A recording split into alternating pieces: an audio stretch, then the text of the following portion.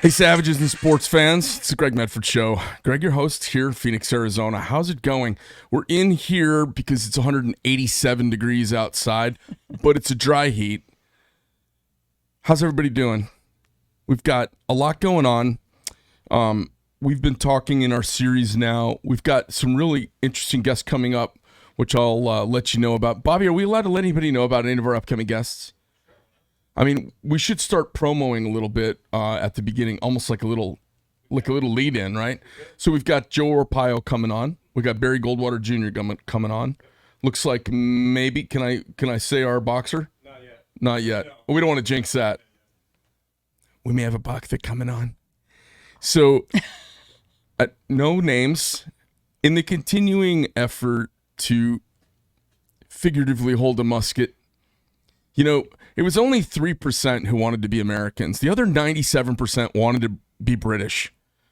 And can you imagine if we all had like effete British accents and we're all subject to the Queen and had been locked down by the guy with bad hair? There's only room for one bad hair leader in this continent, and he's Boris Johnson? Not Boris, yeah. I only want one leader with bad hair on this continent. You know, it's always a small group of people that affect change, as human beings are. A certain amount of human beings are backward-looking and a certain amount are forward-looking. The forward-looking are few, and the ones who actually step into the breach, as was discussed in Plato's Republic and the allegory of the cave, it's such a small group of people. So, since I'm too old, fat, and ugly to kick down doors and blam bad guys for our country anymore, this is what I get to do, because there's three legs of the milk stool. There's the empowered people, empowered by the Creator. We give up a small fraction of our inalienable human rights, our inalienable rights, to a group of people that we elect and then get rid of. And then there's a struggle between those two, and there's a third group that speaks truth to power, and we could have never ratified the Constitution had we not done the original Bill of Rights. And the first one was regarding freedom of speech, free press, assembly, religion. The second one was to keep and bear arms. And then there's a whole bunch of amendments. But the keep and bear arms wasn't the 19th Amendment. It wasn't the 12th Amendment. It wasn't the 4th Amendment. It was the second. You can speak your mind, gather, pray to whom you like, speak the truth free of the king's wrath, and you got a right to defend yourself. That was the most important thing. Because in the early America, everyone didn't want to be taken over and bullied by the big cities of Philadelphia and New York. That was the détente that was reached to ratify the Constitution, and we have the same battle going on now. It's San Francisco, Los Angeles, and New York, Chicago. It's these big cities and big states that want to boss around the flyover states and tell us all how to be godless heathens. So what we can do now, like we could do then, and back then to sign up, you know, there was no podcast, there was no internet, there was no way to get the word out. So they wrote under nom de guerres, or nom de plumes, I should say. They wrote under pseudonyms because they could be killed for it. They tried to push ideas out there to try and change people, but most people didn't read. So it was a small group of people you could sway. And then when it actually started, you had to have one blue coat with 7 buttons, 2 pairs of trousers, 2 pairs of socks, 1 pair of black shoes, 1 halberd head. They told you what you needed to bring, and you could sign up and kind of put your flesh to the cause. Well, now we get to do this. The third leg of the milk stool is speaking truth to power, and the press has abdicated their job. And the Republic doesn't work without it. If anyone wants to know why the Republic's failing because there's no accountability. Why is there no accountability? Because nobody speaks truth to power. They collude with each other so they can go to the National Press Corps meeting, and they want to be a bunch of goddamn socialites instead of running the country, instead of doing the good business of the people. So I get to do this. which is kind of fun. And we get to talk to our citizens who have already been elected, who are already walking the swampy halls of power, and folks who are jumping into that even at the state level like today. So our next guest, Vera Gebran, kind of reminds me of a Lebanese Wonder Woman type. She's going to step in with us today, and we're going to talk some politics. Now, I know it's Arizona local politics, and maybe you're from Marin County or from Chicagoland, or you're from Beaufort, South Carolina. These issues are the same issues that affect all of us across the entire nation. So sit down for a few minutes. Kick your feet up, make yourself an Irish coffee. Enjoy your Wednesday morning as we get into the Great American Experience, the Great American Experiment, and talk about this wonderful republic a little bit. So, Vera, welcome to the show. How are you? I'm great. Thank you. Thank you for having me. Could you people keep it down, please? They're so compliant the Aren't way they they just shut terrible? right up. It's awesome. I love that you got the Marine Corps hat on. It makes me warm and fuzzy inside, but I know it wasn't for me. So in the future, you're supposed to. I wore it because I did my research. That's okay. You're wearing the hat for your boys. I am. I'm paying homage to my twin boys, George and Leo. They're 12, and they requested to attend the Marine Military Academy in Harlingen, Texas. So I am honoring them today. I miss them very much. I have not had communication with them. Très bien. How old are they?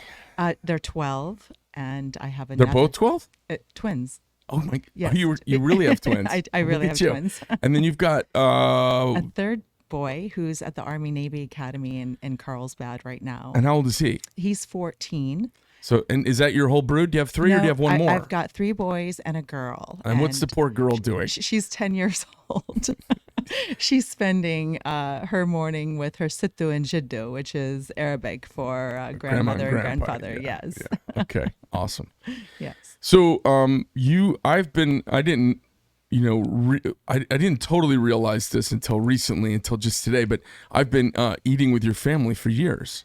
Oh, you're a U.S. Egg fan. I'm a U.S. Egg attendee. Now, Spectacular. I wasn't sure a customer. I wasn't sure which places were which. Are they all owned, or is there a cousin that owns one on his own? We own all of them. Okay. My brothers and I. We started them actually in college.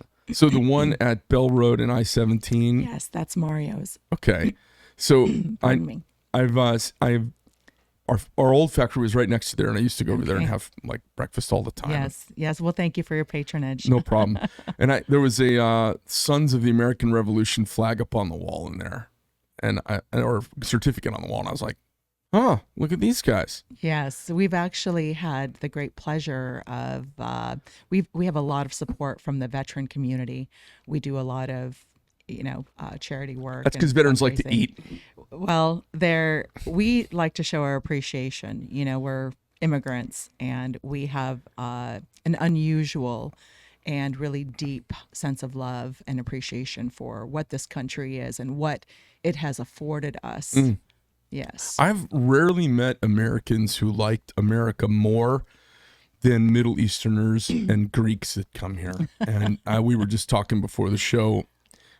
My grandfather came over. He lived in the mountains of Greece in the Peloponnese and came here during World War I. And I grew up hanging out with him. Like, my parents were young. They were kids having kids, so they were busy hustling. Mm-hmm.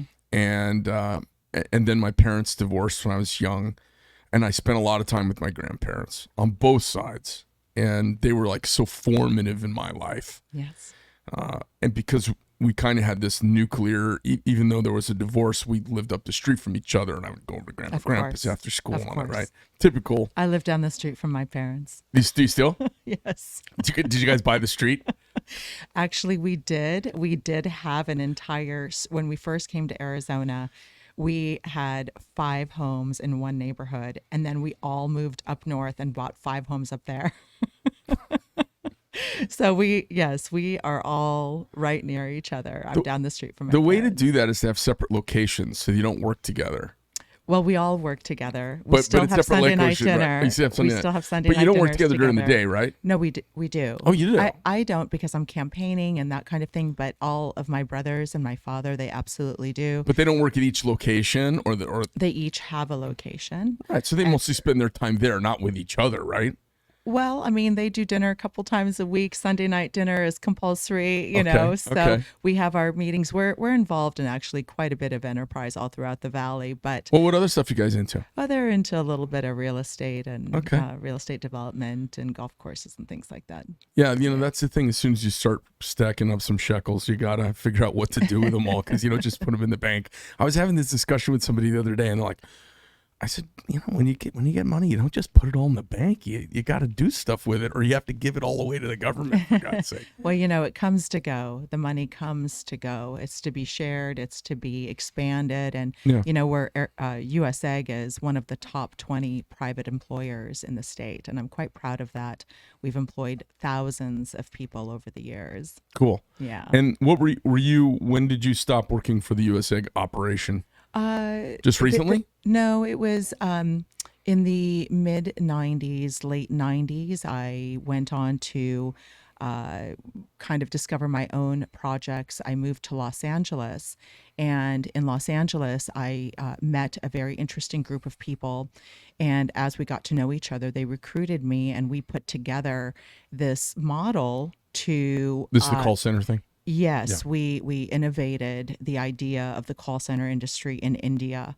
And at the time, I was the only one that was single and without children and without a mortgage. So Then you took care of all that. I went to the front lines. Yeah, since then. So I was sent to the front lines. I went to India in 1999, in March 99. And I was given I was allocated one driver and one secretary. And by December, I had 40,000 square feet and 1,000 employees. Yeah, it's those developing countries are just like, it's the Wild West to do business, isn't it? It was pretty spectacular. And, I'm female, I'm Christian. At the time, I was single. You're female? So bizarre. At the time, I was I was single, and I'm American. So that's those the were third really time big you've said strikes. that's the third time you ahead said of- at the time you were single. So what's Mr. Vera do? I don't. Oh, I don't have a Mr. Vera. you don't have a now. Mr. No. Vera now, okay? Because that's the problem with female politicians, is the guys all become they call it the first gentleman or whatever. No, I don't have it's a bananas. first Vera. Okay, so it was a phase. You went through a phase. You're like, okay, did that. All right, so you opened up these companies in I India. did. You got all this going, made a new model for the industry to kind of chase afterwards, and that's why every time I call my cell phone provider, I end up talking to somebody in Bhopal. Well, it's a little bit more complicated than that, but and it was at the hope time we were so. the gold standard. Okay. We did a great job. We had high quality, and at the time, Greg, we were transferring from satellite communication to fiber optics. Mm-hmm. And so when I say we were on the front lines, I really mean that we were. I was there. I was on the ground. We were getting reports every day, every morning. About the amount of kilometers of bandwidth that was laid between the Pacific Ocean and the Indian Ocean. So we were waiting to go live. We had our employees all geared up and trained, ready to go, waiting for the fiber to be lit. Which So finally very early happened, days. and you got to turn. Was there a big bell ringing ceremony or something? It was, yes, we All did have a victory party. All right, that's awesome. Okay, so you did that for some years. When did you come back to California? Well, actually, there was quite a bit that happened after that. The model was so spectacularly successful that we were then invited by the government of Pakistan to replicate the model there, and then asked again by the South African government, and then later on by the Fijian government. So after India, I also opened up the markets in Pakistan, South Africa, and Fiji. Fiji, that's such a rough market to open up. Well, yeah, Suva is not as glamorous as other parts, Yeah. but it was pretty spectacular. Yes, I've had a beautiful life.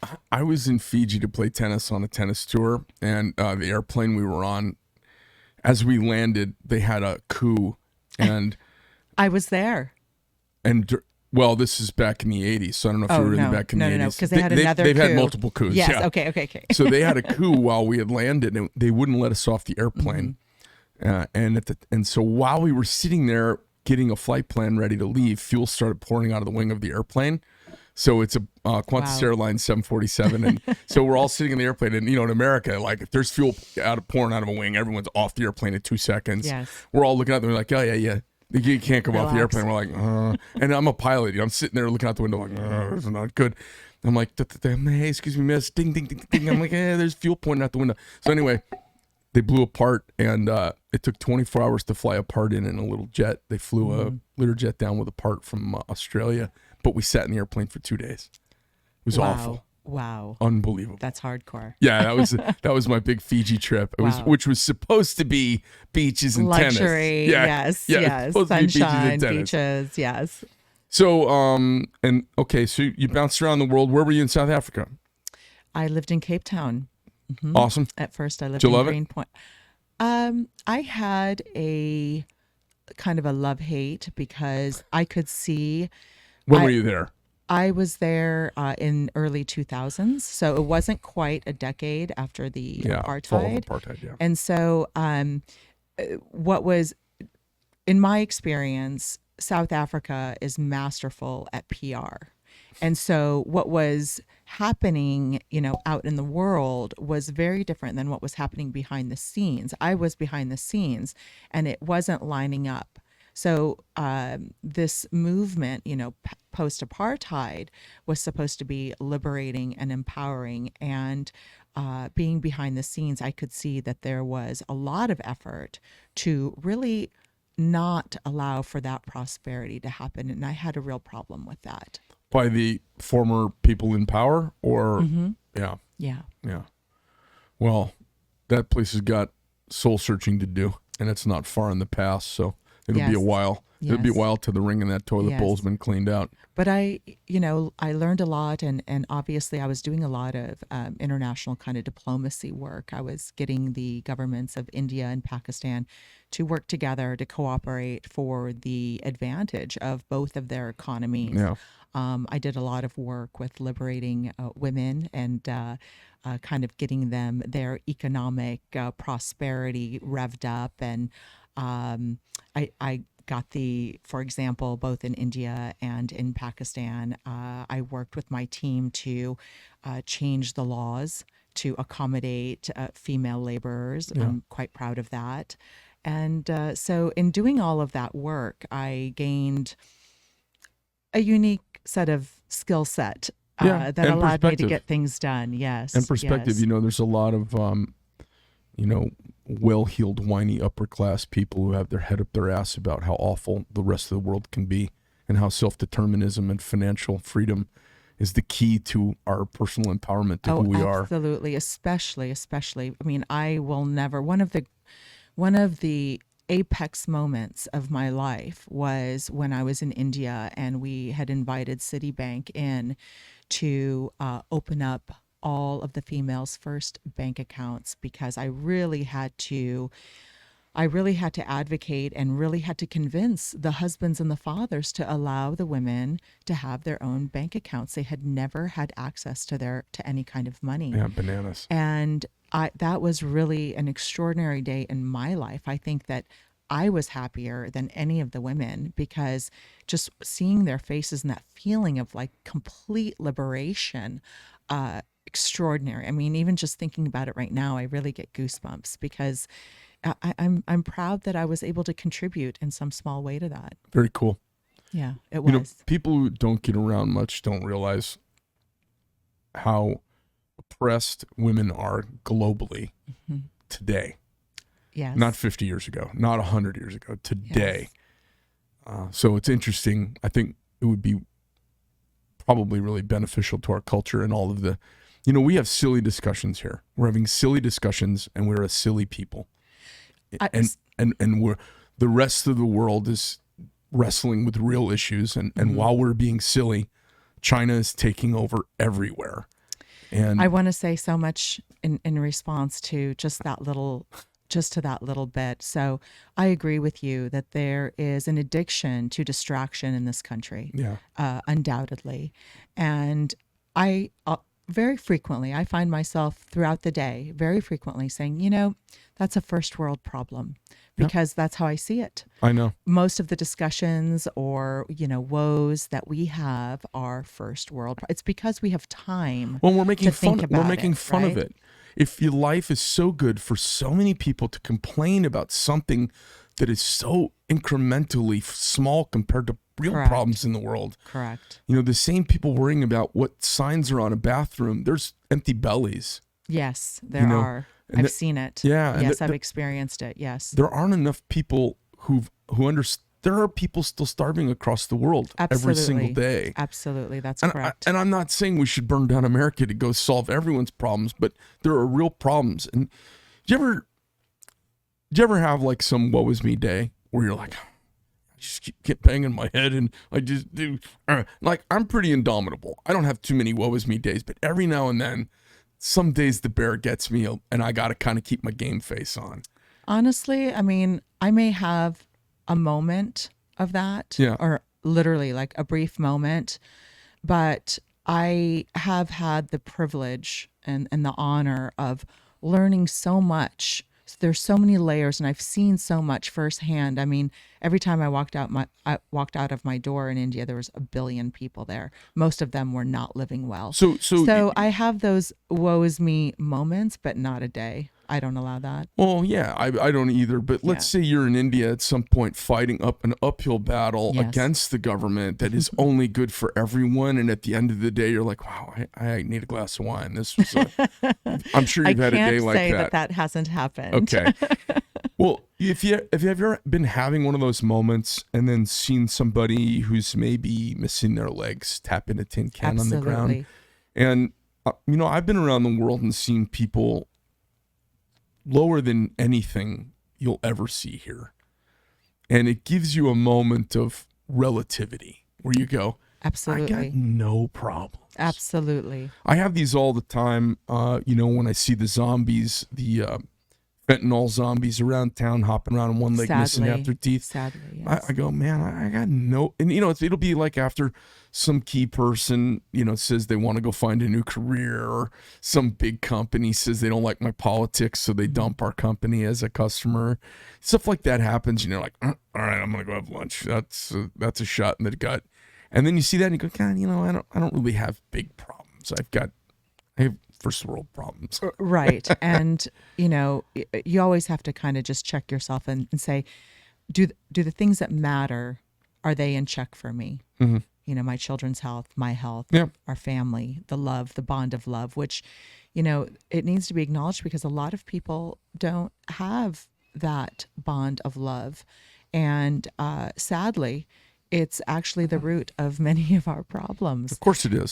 There isn't that nurturing and that attention that's being given to children as they need it because we're distracted, whether it be with our careers or with our, our clubs or trying to be relevant in some way. The children are being neglected in the meantime. When you cut down a tree, I know you've seen this or watched a documentary, and they can see when fires happened by looking at the wood rings, or they can see when there was drought, and they can age a tree because they know, we had a crazy drought in the 1920s. Look where the 1920s is on this tree. You know what I'm talking about? You ever seen where they do tree ring science? Yes, yes. Okay. Tree. Yes. Well, it's an actual way of dating, right? Yes. So if you find like a piece of wood Yes. at a fire pit of ancient man, you can look at the rings and go, oh, this is when this great thing happened. Yes. Especially with like the sequoias, because they live a long time, right? Human beings, we're like that. We're exactly the same, except the rings are in our brain, in our hearts.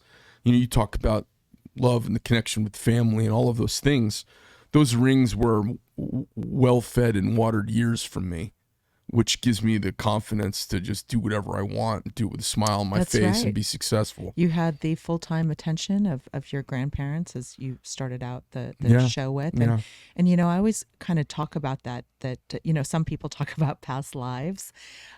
I believe that we have, that DNA memory where in my blood runs all of the experiences of all of my ancestors before me, all of their pain, all of their joy, their suffering, their battles.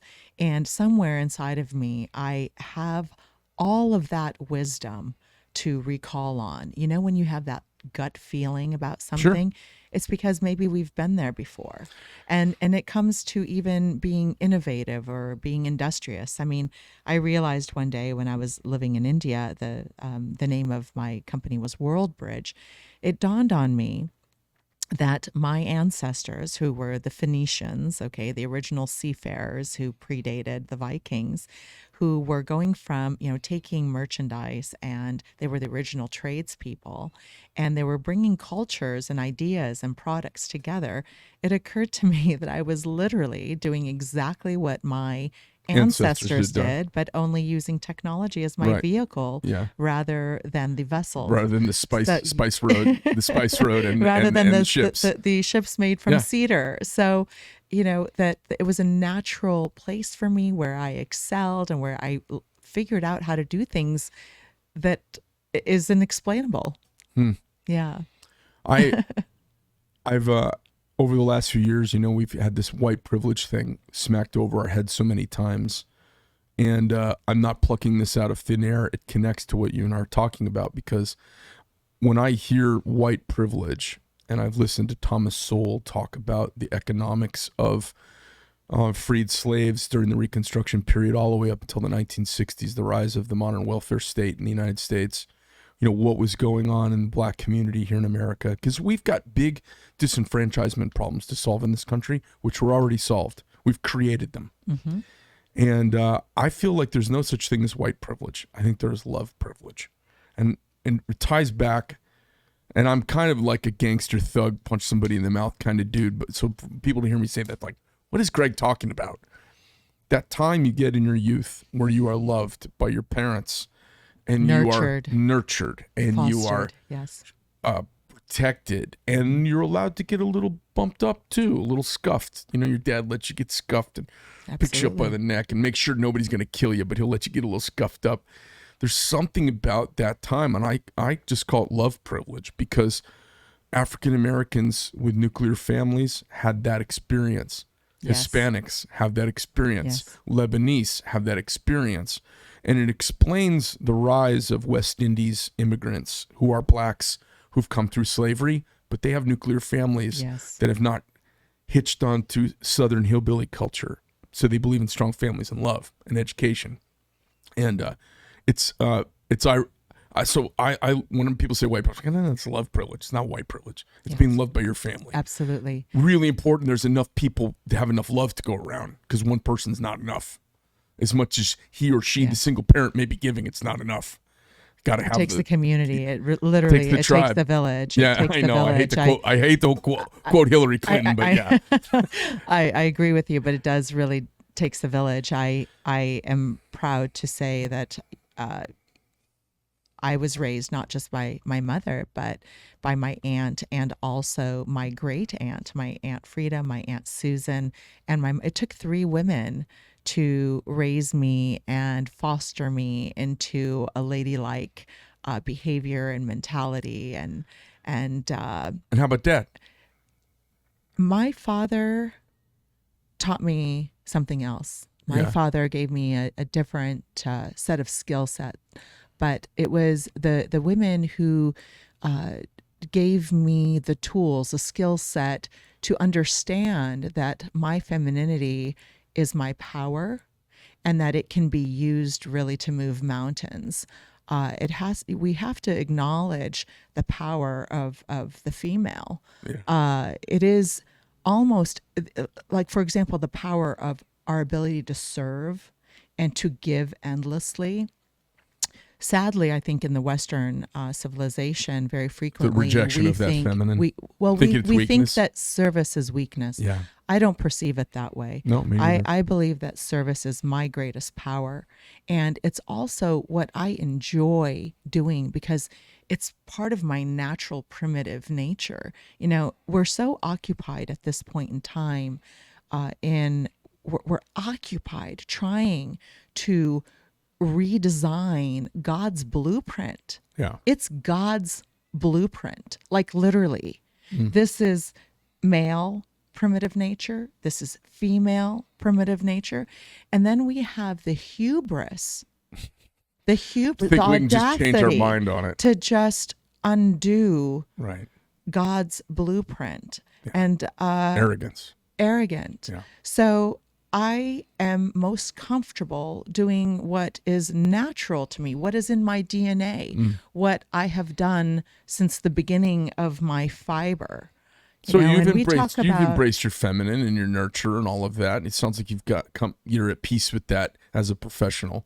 And I think a lot of also women grew up struggle with that horribly. You know, I grew up with 4 brothers, 4 Middle Eastern brothers.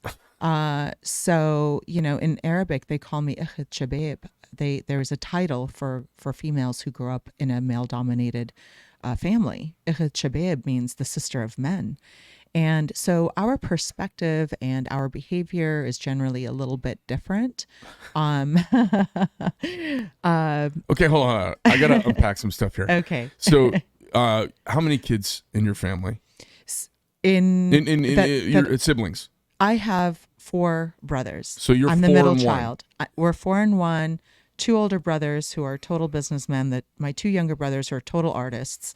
I was the bridge between that. So I started my You've been the honing bridge forever. of negotiations this is your very early world on. connector. Yes. And then, are your parents still together? They 56 years, and that's they are awesome. just the coolest. They're best friends. They're still gorgeous together. What's your dad do? So my father immigrated. I mean, he's retired now, right?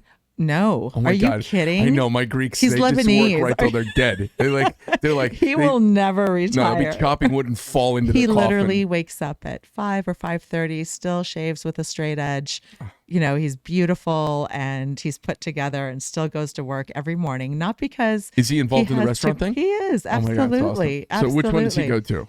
He goes to all of them. He goes Yeah. to a different one every day, and he enjoys being, you know, with my brothers. They have coffee in the morning. They talk about. All right, that's like built-in social club. It's great. Yeah. And then he loves his staff. I mean, we currently, I think our staff count is just under 300. So they all love him. You know, he's like the godfather. Yeah. So a lot of reverence and love from his employees. Yeah. And he's earned that. Yeah. He's been a great leader.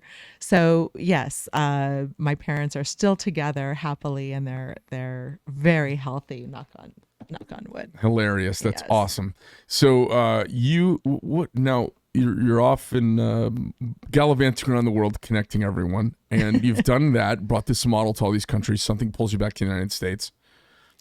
My family pulls me back. Bobby, I know wanted this is not a hard-hitting political interview. I'm getting sucked into her Middle Eastern eyes. I feel like some belly dancer just like drew me in. I feel like Salome, and she's like Salome. I'm like, oh, just tell me more about you.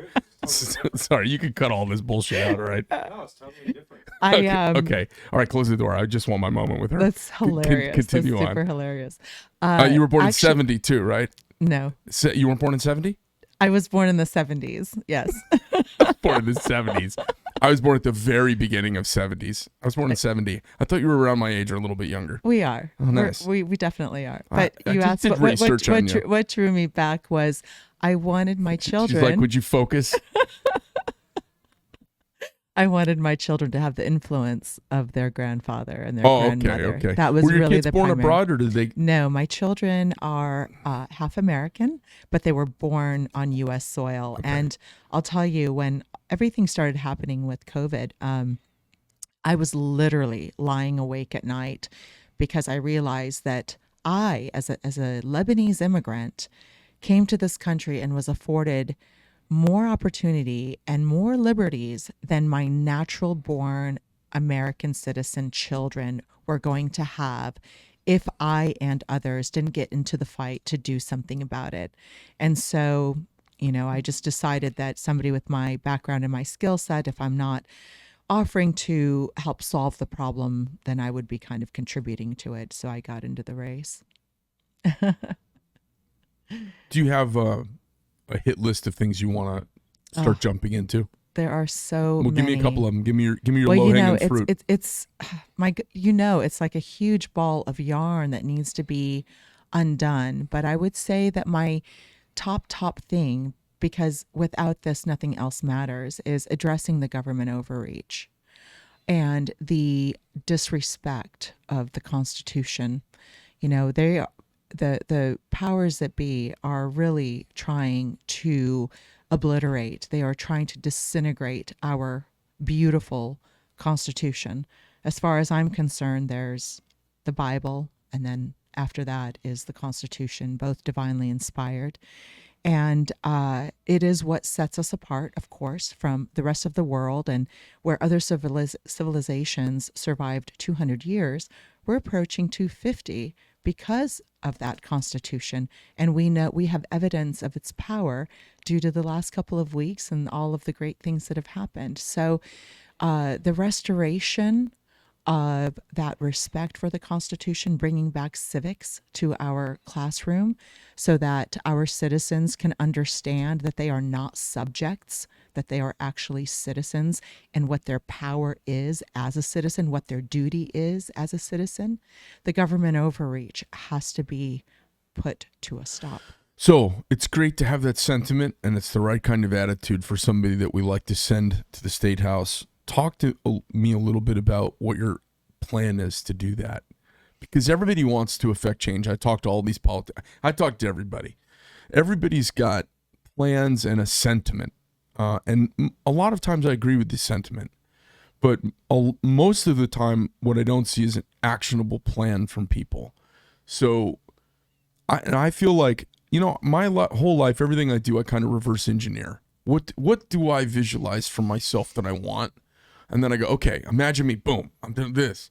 And then how do I get to that? What's the next step back? What's the next step back? What's the next step back? Right. Okay, well, that's really simple. I'll just do that step. And then I kind of like island hopping campaign to my version of myself that I want to be. As you run as an elected official, it seems everybody gets caught up, obviously, because the next step is getting elected. So there's this big hubbub to get into power, but a lot of people don't really have a plan when they get there. Oh no, I have. So I have a lot of ideas. So give me an idea. Wonderful. I'd be happy to. So, as I mentioned earlier, it's a gigantic just ball. I don't even want to say yarn. It's a like rat's fishing nest. line. It's a rat's okay, nest. I mean, Yeah. this needs to be intricately pulled apart. The first thing that needs to be acknowledged and addressed is truly, well, first of all, you mentioned that once people get into power, firstly, I am not attached to the outcome of this election. I am offering my services to my state and my country out of gratitude for what it has afforded me and my family. I hope that I do get elected. I feel like I will. I've been doing well. But for me, this is not a power play. This is a maneuver of service. Okay, I just want to make sure that you got that. That's clear. Number two, Because you're empathic. number two, most importantly, life of is service, right? Absolutely, it is the corruption amongst our officials. Okay, this is a major, major problem. In Australia, though I really believe that this is the greatest country on earth, we have a lot to learn from other places I've lived in. I've worked on 22 countries on 6 continents. I love that in Australia they have a 6-week campaign cycle. That's it, 6 weeks. So the elected official actually fulfills the job that they were elected to do, and in the last 6 weeks of it, they campaign. Now, in America, we can never cut the campaign cycle to 6 weeks because, as we know, it's an integral part of the economic wheel. So and of course the news cycle. So it's never going to be agreed to by anybody to do 6 weeks. But how about we do 12 weeks or 15 weeks, or let's cap it at a 20-week, for example, campaign cycle. That will level the playing field in terms of money raised, okay, because the amount of money that's being spent on elections is ridiculous. It's actually repellent, okay? Now that needs to be coupled with term limits. Term limits have to happen. People who have been in politics for 20 years, 30 years, how could they not be corrupt? How could they not be touched by the lobbyists and the special interest groups? We're all human. Can I play We are all Can I play human. devil's advocate about term limits? Please go ahead. I understand the sentiment of term limits. It's almost like it's a legal automatic delete button that will stop me from electing somebody that I really want to reelect because they're so good, because we fail to have accountability. Term limits are some way to force us. It allows us to not prosecute people for illegal behavior and get rid of them. And then it almost ensures an ongoing inexperienced class of leaders. Thomas Jefferson, he said, we are supposed to be citizen statesmen. I don't consider myself a politician. And quite frankly, I don't want that title. I am proud to be a citizen statesman. You have to trust the system. You have to trust the Constitution. You have to trust its intention. It has worked beautifully for us. Right. It's a little bit arrogant, I think, when people say, well, I don't know if we're going to find anybody good enough to take my place. I think 12-year-olds could do a good job, quite frankly. But, how about if we do a term limit of 8 years, which is equivalent to, the presidency? How about if we just prosecute people? And I agree with that. I mean, my name is Vera. It means truth. I mean, that's all. That was my point in being devil's advocate about the issue. I hear term limits, and it is a real popular thing because it's an automatic throw the bums out and get rid of corruption. The problem is it's just going to give them less time to be doubly corrupt. And then we get ingenue legislators forever, and which I'm okay with, but I don't think we would be worrying about term limits if we would just enforce laws against corruption. I ask everyone what the most important thing is. The number one thing in our country that's not working is accountability. Everything in this country works awesome. Everybody wants to pass new laws. They want to do this, they want to do that, and they want to change the Constitution. Term limits are not in the Constitution. Right. And there's a reason for it, because they used to actually prosecute people for breaking the law. Yes, this is obviously, it's a major, major problem. And sadly, the laws are not being executed, and we find ourselves in the situation that we are in now. I hope things change. I hope that this wave brings back a sense of duty and wanting to bring honor back to our laws. We all go in, I think most people, well, actually, you know what? I take that back. I think a lot of people do get into politics, apparently for, not so great reasons. So I'm going to walk back. I'm not as cynical. I think most of them do go well-intentioned. The problem I have is, I've been asked to run for a bunch of offices, and it's so nasty to me. I'm like wondering if I even want anything to do with it. I agree with you. This is absolutely the most gnarly field I have ever been exposed to. If there's anything in your past that you did when you were younger that you regret, and I mean, I was a gangster guy, man. I would punch somebody in the mouth. I'd shoot a street sign. I drove, didn't care. I raced cars, and I mean, I was a wild and was perfect guy to go in the Marine Corps. I'm perfect to be in glass boxes, go off to war, send him away to go take care of it. And I would get destroyed. They would go after my family. Absolutely. And what's going on in Washington? I mean, we saw what they did to Trump. They just didn't like him. They didn't like that they couldn't control he had a him. Successful look. He has beautiful children. Yeah. I know that people have, not very favorable perspectives on them, but look at him. Nobody has a drug problem. Nobody has a drinking problem. Nobody's they're not on their laptop with guns and hookers and all. I mean, the Biden kids are they're insane. Beautiful. They're a beautiful, successful family. Yeah. God bless them. And that wholesome. I'm not saying that the Trumps are wholesome, but I'm saying that the wholesomeness from Americana at this point in time is missing, and I am wanting so much to bring it back for my children and for future generations. And a large part of, you were mentioning earlier, the whole white privilege thing.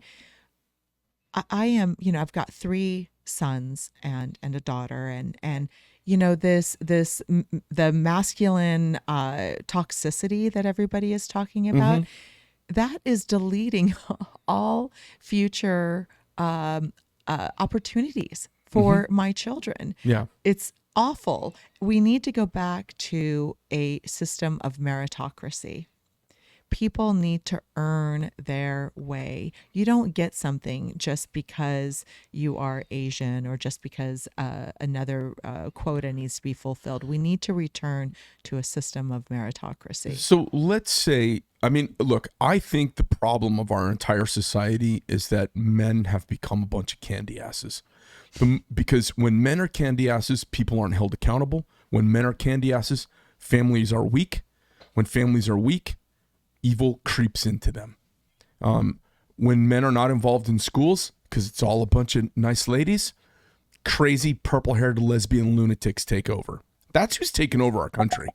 So I agree with you about what has happened to the male population in America. You know, going back to that kind of our primitive roles, where the male figure was the protector and preservationist of the home and family.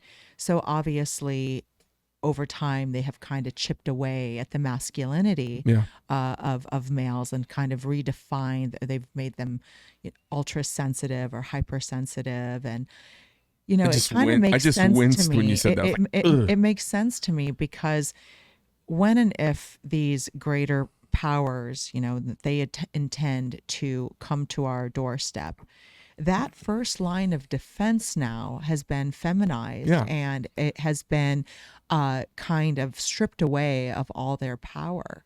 Yeah, they do not want 100 million dudes like me in a house when they come to take stuff away. They want a bunch of dudes wearing capri pants, flip-flops, and a top knot on their head. That's what they want.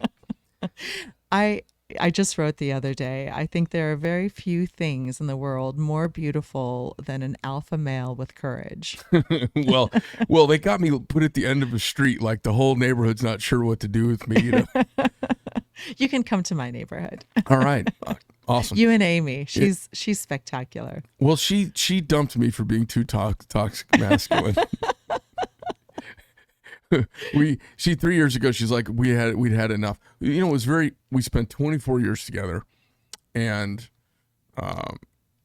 working together almost that whole time was very hard on her. And it was challenging for me, but apparently it was much harder on her. So that's just the way it went. What matters is now. Yeah, well, It's the journey. You're here. Yeah, that's right. That's right. So, do you have any signature pieces of things that you're kind of working? The reason I ask this is because there's a lot going on in the house all the time. Yes. And it is so much work to build original material. There's a lot of good material there. Yes. And there are people to build alliances with and grab things and go, oh, I really like this.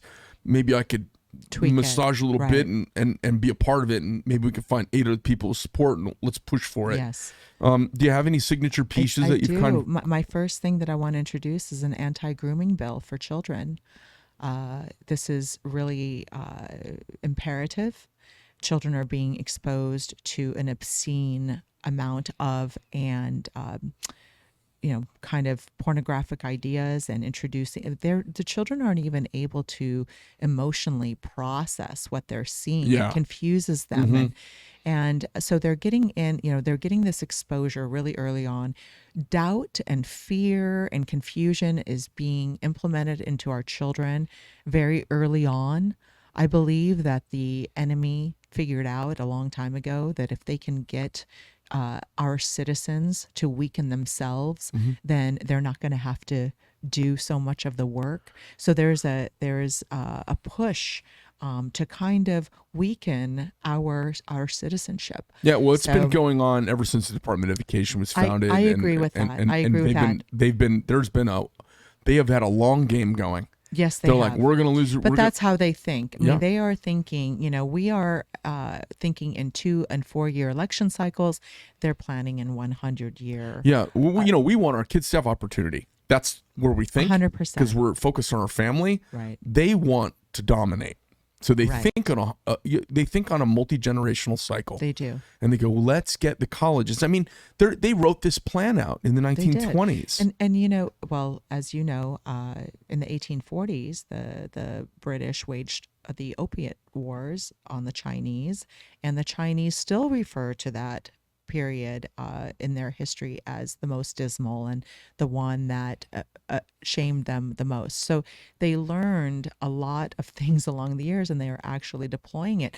80% of the fentanyl that comes into the United States comes in through the Arizona border, and it is affecting you just mentioned earlier. Yeah, it's everywhere. It's literally in our backyard. Yeah, it's everywhere. We had that, God bless the soul of that young man from Brophy who died 6 weeks ago. He thought he was taking a Xanax and it was laced with fentanyl. 17 years old.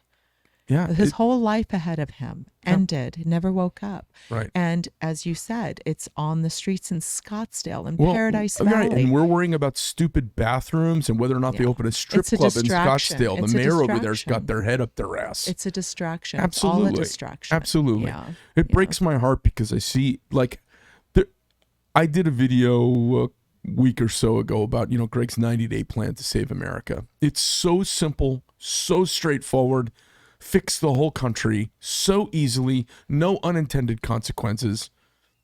And it's impossible to do almost any one of them because everything is so entrenched and nobody cares about doing what's right for the country. They only care about the party. George Washington wrote about it in his farewell address to the Congress. Right. He said, the death of this nation will be partisanship. Yes. So, yes, I can't say that I have not observed that, sadly. As I mentioned earlier, I do not have a history of politicking, and this has been a very new arena, a new terrain for me that I'm navigating my way through. And sadly, that has been my experience. We are a very divided party. Grooming bill. What else? So actually, I wanted to deem religious services as essential services, but my new friend Ben Toma, I just learned, championed that, and that got passed. So I'm super happy about that. Okay. So congratulations to him and actually to us, so that we can protect ourselves, going forward. First Amendment. Yes, and then of course it wasn't temporary. We've got 430, I think more than 430 agencies that are comprised of non-elected officials that really kind of run our lives and have in fact enabled our government to practice fascism against me and my fellow citizens. So all of those, like the Department of Education, the CDC, all of that needs to be FBI. They say they're all good folks. They're not. Where are the good people standing up to the bad rules? This is the government overreach. Oh, yeah. This is the government overreach. Yeah. We have got to take a look at all that and start dismantling. But you can't do anything until you acknowledge the problem. Right. You have to acknowledge that there is government overreach and that it is to our detriment. It was never intended to be that way. They're like the fourth branch of government. Seems like, okay, so we got grooming and government overreach. What do you have legislatively in mind for government overreach? Because you're running for state house. So you're not running for the U.S. Senate. Well, so talk to me a little bit about that. Being a small business owner, I mean, the restrictions that they put on us while we were during COVID were atrocious. I mean, listen, we came very close to having to close a couple of our locations after being in business for 30 years. Right. Forcing us to buy insurance for all of our employees, which, it's like we're not a small business, but we're not really a big business. You should be given options. I think this won't happen again. They're not going to shut us down in our lifetime again because we just won't do it. And we shouldn't have done it the first time. And guys like me were standing out front, firing our pistol off in the sky going, "You're out of your minds, people. They're going to take everything." Which they did. I didn't shoot my gun, really. I'm just saying. But I've been a lunatic about this from the beginning. I won't wear a mask. I didn't wear one. I for 2 weeks, they said, masks and shut down. I said, okay, I'm going to go home. That's it. I'm not putting on a mask. And at the end of that, I said, it doesn't seem right to me. Not doing it. Pass. Not interested. Yeah. And it's not just because I won't be told what to do. I mostly follow the rules, and I mostly get along with society really well. Most people are practical, you know, and we want to be but we also cannot hand over our own logic. We have got to think for. Sorry. No. It's okay. You're saying I believe. What's next though? We have a tendency in government to play whack-a-mole in our history, and we fix stuff that's already taken care of itself because that's what you can get past, and there's no risk. Moving forward, what's next? That's the thing I want my legislators thinking about. They're not going to lock us down again. You know why? We won't let them lock us down again. We all know better now. Everybody knows. They'll try. They're going to try again. They're not going to be able to because governors are going to go, nope, not happening on my watch. We know what happened last time. Not going to do that again.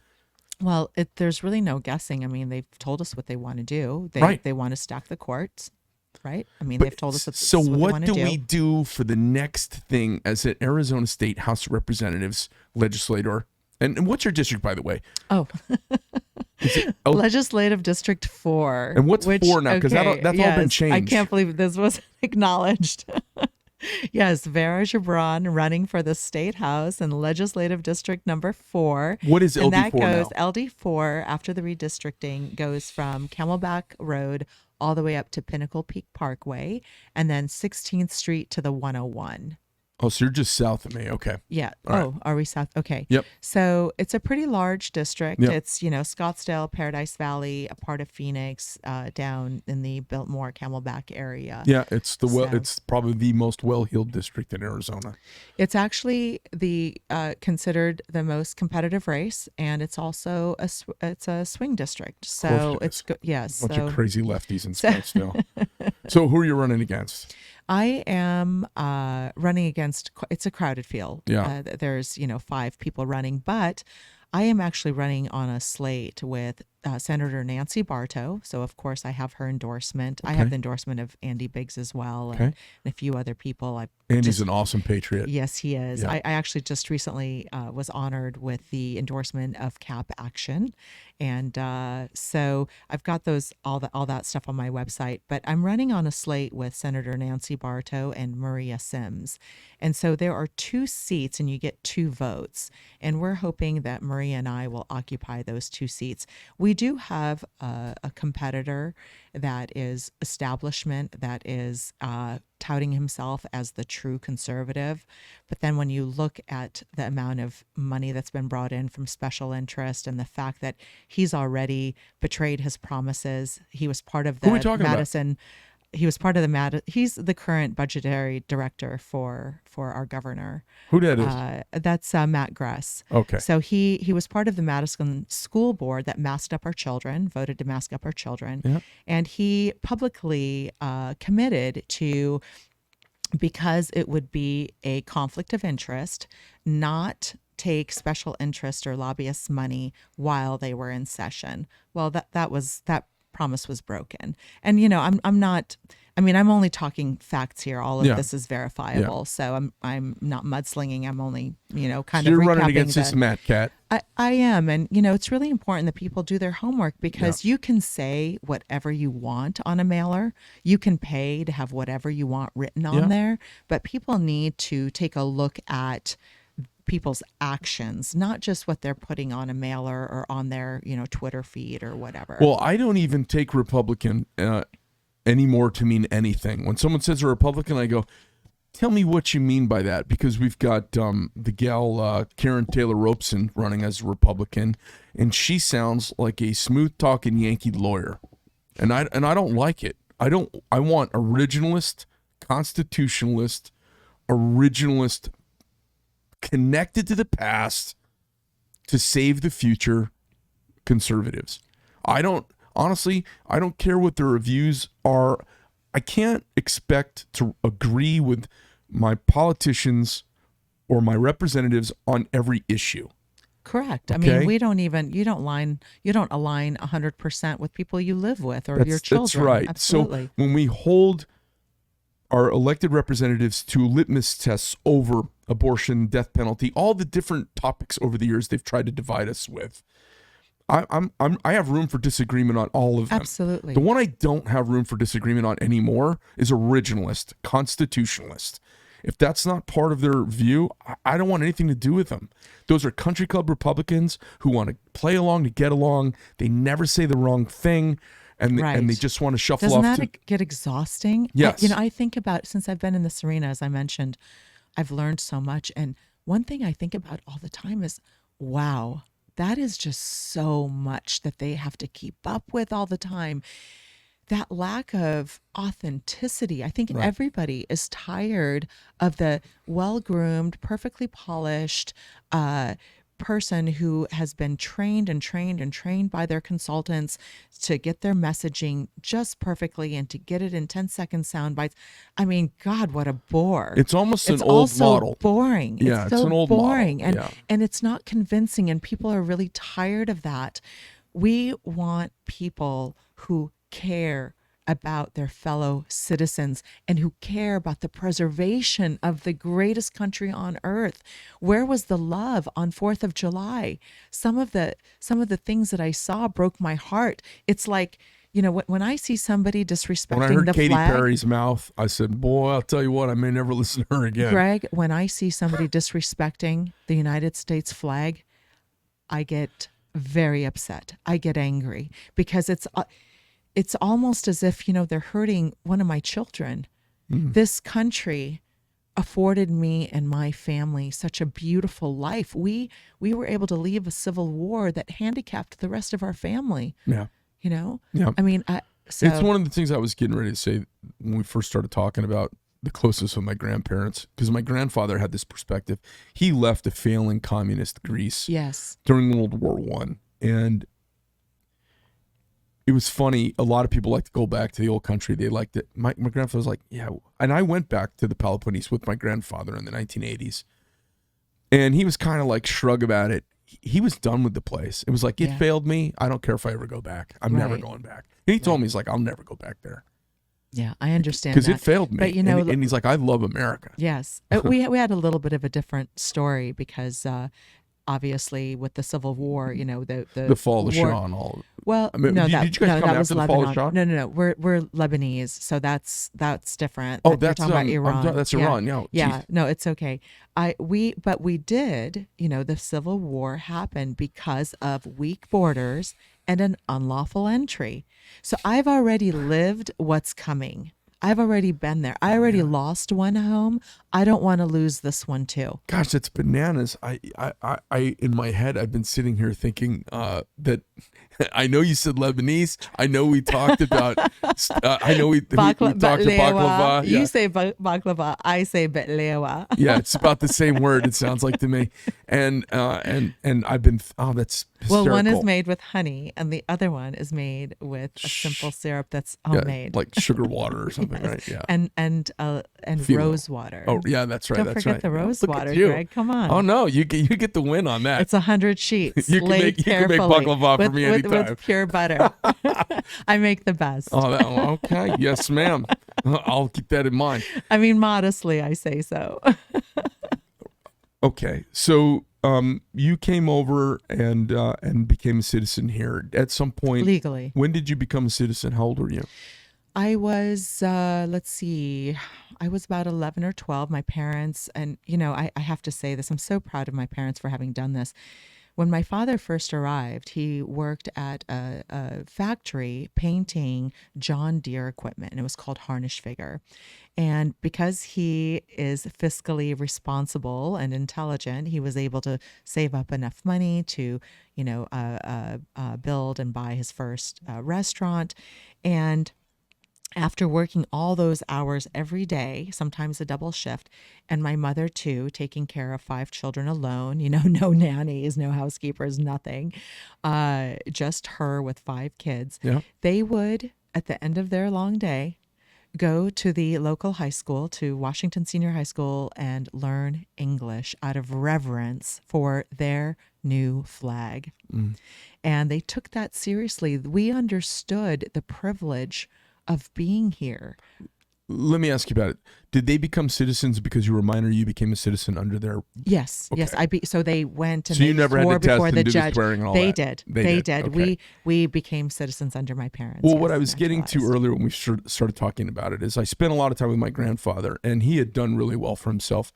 And everywhere he went, people wanted to hear his story. Mm-hmm. And he would always, his hand would slide into his pocket and pull out a handkerchief as he started talking about becoming a citizen, because his Yes. tears would well up in his eyes. And and I knew him when he was an old man, and he would still get teary-eyed and wipe the tears away from his eyes. And that's the way I think about the country. Yes. From a very early age, it wasn't one of like, oh, it's our place. I was like, man, this place is Absolutely. spectacular. When It makes my grandfather cry every time he talks about it. That leaves an impression on a young boy Absolutely. who likes hanging out with his grandfather. That's absolutely beautiful. And to that point, for me, when I say the Pledge of Allegiance, I mean, I literally have to make the sign of the cross after, because it's a Orthodox prayer to style me. too. Look at you. It's a prayer to me. The Pledge of Allegiance is a prayer to me. I'll tell you one that does it for me. The national anthem. Always. The Pledge of Allegiance, I kind of, it was an indoctrination ploy, and it's a modern convention. It doesn't work me up too much. But when I hear the national anthem, man, I'll tell you what, it gets my attention. And I almost cry every single time. And half the time I do, my kids know, they're like, is Dad going to make it? Maybe not. All right. So you've got this deep, abiding sense of patriotism from having come from a place that failed. Yes. And you have that sense of comparison that so many people lack, which gives you some clarity, not in addition As a to all child the time. and as an adult, yeah. having worked in all these countries and working with socialist Well, countries and that kind of thing. cellularly, even if you don't remember age 6, 7, 8, and 9, which you probably do remember some of Yes, that, I do. there was that creates a lot of turmoil in a young person's soul to have their life uprooted and moved halfway around the planet. It does, especially, I was an aware young child when we were in communication with my family. So in 1981, so I come from, I come from a village called Zahli, and it's in a valley. So it's on the opposite side of Beirut. And in 1981, at the peak of the war, we weren't able to get, because of the terrain, we weren't able to get tanks and artillery from Beirut to Zahli in time to defend ourselves against the Syrian invasion. And the people in my village, which was made up of, I think, about 250 households, maybe less, they took up arms. 14-year-olds, Yeah. 15, 16-year-old boys. Yeah. And from The age of your boys April- off at camp right now. Yes, exactly. Yeah. Wow. And from April until June of 1981, all the citizens of this village literally took up arms to push back against the Syrian invasion. And 24 hours a day, 7 days a week, for 3 months, night and day, the men of the village surrounded our village to protect them from the Syrian invasion. And for 3 months, not one house didn't perish. Every family, every household perished. And it was worth it, because we were able to maintain the efficacy of our little village. And people ask me about the Second Amendment all the time, and how could I not think of that? Of course. So I was an aware young child when we were, we'd get one phone call maybe once a month, maybe once every 2-3 months with the static, because it was on satellite, and try to communicate with my aunts, my uncles, my cousins, our dear friends, our neighbors, and everybody was in the fight, because freedom is worth preserving. Yeah. Yeah. Well, it brings a unique perspective to the citizen that comes from a failed place, and probably your ability to cope and deal with all of that and see all of that allowed you to internationally bop around and poke your nose into places and change them and affect change.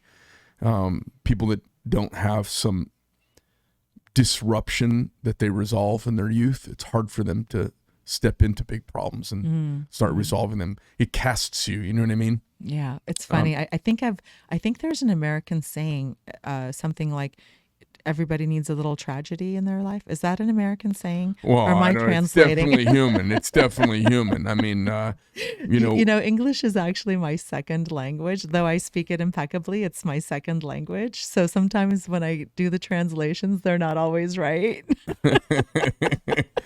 Well, listen, if people want to donate, let's talk for a minute. They can go to votevera.com, VOTEVERA.com. You guys know the drill. It takes money to do this. It takes, a lot of times successful entrepreneurs, we kind of get our campaigns going, and then it'll vacuum up a decent fortune really, really fast because there's so much money involved.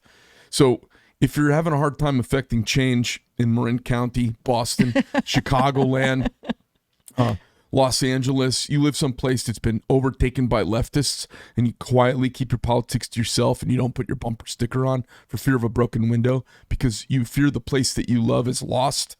It's not lost down here. Yeah. And Vera's running in kind of a swing district. I am. It's a really contentious race. We've got rhinos in there. Yeah, we've got tough. rhinos and we've got leftists because there are a lot of people who started buying Teslas before it was cool, or a bunch of greeny lefty nut jobs who live over in Scottsdale in their capitalist afforded privileged lifestyle, judging it all from way on high while they wear Dolce & Gabbana. So there's a battle to be had. These little battles everywhere steer the states, and the states steer the federal government. Yes. So if you live someplace where it doesn't matter where you put your money, stick a little check in the mail. You can go to votevera.com. I'm sure there's a donation button up at the top. It's VOTEVERA.com, and the donation button is right on the homepage. And toss a couple bucks down into a race and see if you can flip something in the right direction. I love getting involved in contentious races because a little nudge can have huge impact. Yes. Might I add, for people who are curious about the details of my platform, please feel free to send me an email. I usually respond within 24 hours. But I love the opportunity to have a meaningful exchange with my constituents or with anyone that is curious about my platform.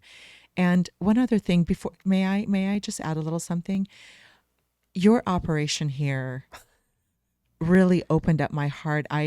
You took my breath away today. I am so proud of you. I am so proud of the work that you are doing. I loved being in your factory today. It is artsmanship at its finest. And I do enjoy collecting Damascus steel knives. I have a What a nice shocker. collection. Is it? And I've collected them from all over the world. But anyway, just watching your artisan. Wait. Hold on a second. You have a collection of Damascus knives. It's a very modest little collection, but I've picked them up here and there, and I know a little bit of the history. But I just have to say that what you're doing here, made in America, and the artistry and the care that is being put into this is spectacular. I can't wait to let everybody know about your operation. I'm really proud of you. Thank you for doing that. For education, we need to bring back in junior and senior year, we need to bring back shop where people can just get training on, mechanics, plumbing, electricians, this kind of craftsmanship. It's beautiful. I'll tell you a funny story and then we'll bounce. But I was doing business in Germany every year until COVID hit, and I had a lot of friends over in Europe and Germany, and whenever I would get there was always stuff to do. The Greeks absolutely love me now because I put in my bio that my grandfather was Greek from the Peloponnese. These Greeks started showing up to the show that I was at.